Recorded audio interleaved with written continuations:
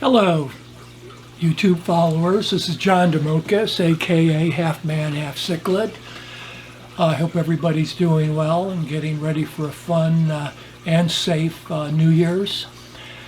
I'm a retired biologist and I've been in the hobby for 61 years. And if you follow my channel, you've probably noticed I have a lot of time on my hands for experiments. So I'm constantly trying to find ways to optimize, filtration, nitrate reduction, aquaponic grow beds, aquarium feeding, and so on and so forth. One of the areas the last 2 to 3 years that I have focused on is feeding my fish and aquarium nutrition. And I've had some tremendous positive results that I wanted to report on. Essentially, bottom line, I've transitioned to about 60% of my fish feeding by weight to non-prepared foods.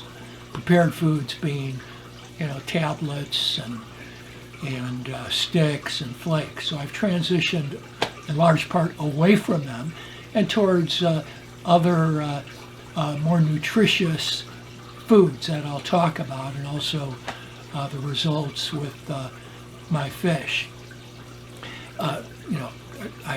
They've had greater colors, greater breeding activity.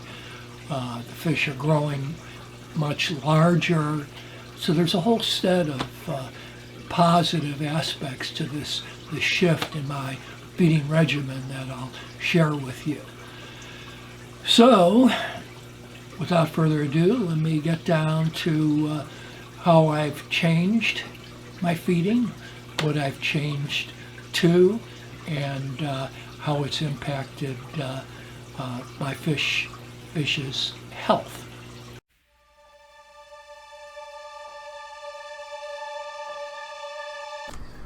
A mega trend over the last couple decades, of course, at least for humans and dogs and cats, has been the movement away from prepared and processed foods, supported by endless scientific studies that have shown that some of the key substances that are good for human health, for example, are destroyed through the processes that prepared foods go through. And I think there's a lot of analogies that one can draw, since prepared and processed foods for our aquarium fish go through similar processes. And I have those illustrated here. The ingredients are typically put into a large container. There's a grinding and mixing operation. There's a drying process at elevated temperatures. There's a screening and compression process, depending on whether the final product is tablets, wafers, sticks, or flake foods. So again, these processes really don't help retain some of the key ingredients that we're hoping end up in the bodies of our aquarium fish. Likewise, when you look at the ingredients on the label,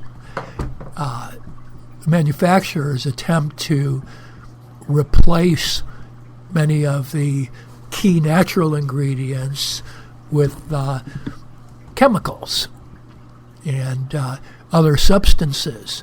An example here is Extreme Big Fellow, which I still use and I'm very satisfied with.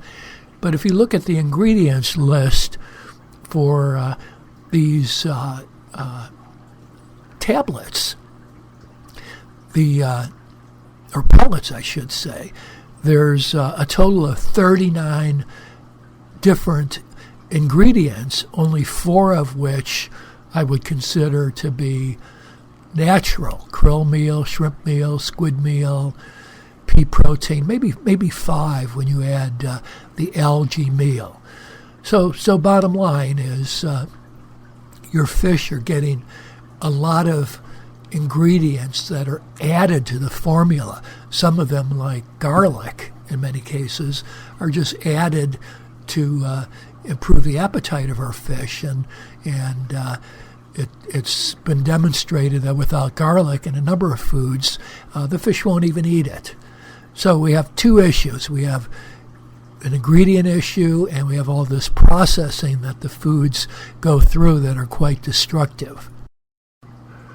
I've tried to make my recommendations simple, based on my knowledge, education in the area of human nutrition, my experience over many years with tropical fish, and also contacting a number of aquarists on YouTube as far as what they're feeding fish.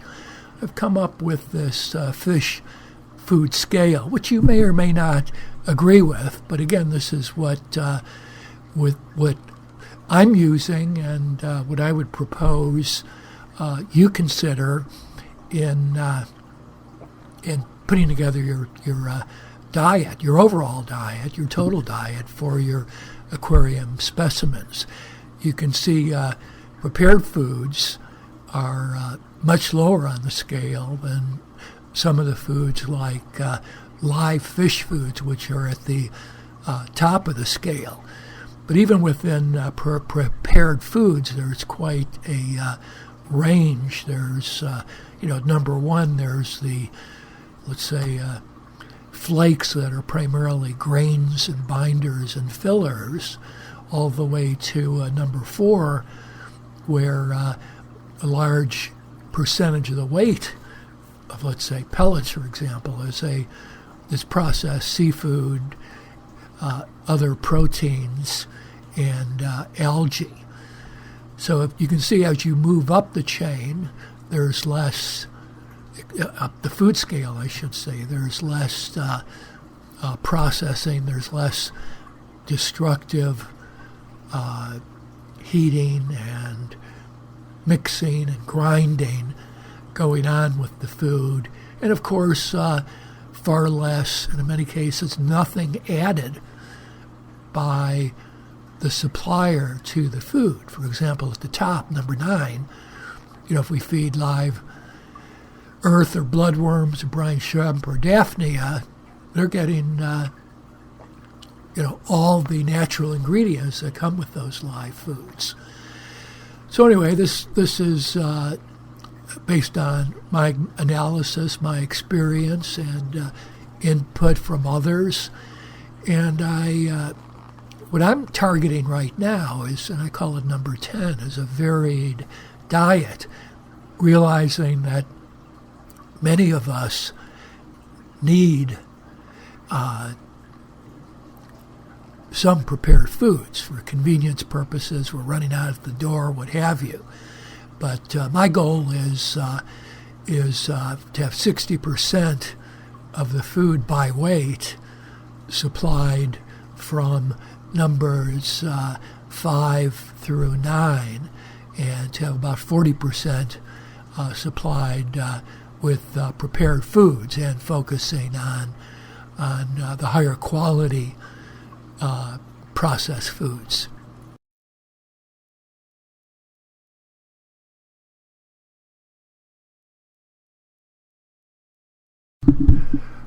As they say, the proof is in the pudding. This is my 500-gallon aquarium where I have fish that are pretty large, up to 12 to 14 inches.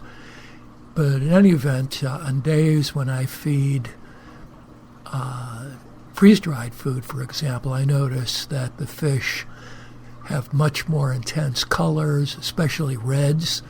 I've tried dried foods that were advertised as color enhancers, and they don't work nearly as well as freeze-dried and live foods.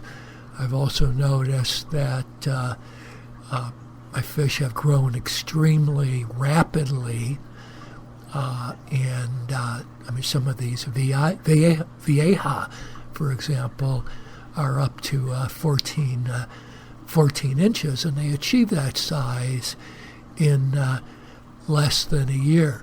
So I've been very satisfied with diversifying the menu for this aquarium. This is my 340-gallon aquarium with a 65-gallon sump. Most of the fish in this aquarium are 18 months old or less, and they've exhibited tremendous color, breeding activity, growth rate. In fact, I've only lost one fish out of this aquarium in the last 12 to 14 months. So I've been very satisfied with changes in the food routine for this tank too. This is my 200-gallon, which I've shown on many other videos. It's a planet aquarium, angelfish, Australian rainbows, Geophagus sveni are the highlights of this aquarium. And again, this is another aquarium where the Geophagus and the angels have put on extraordinary growth, have shown tremendous coloration, and again, I have not lost any fish in this aquarium for, I can't remember at this point in time.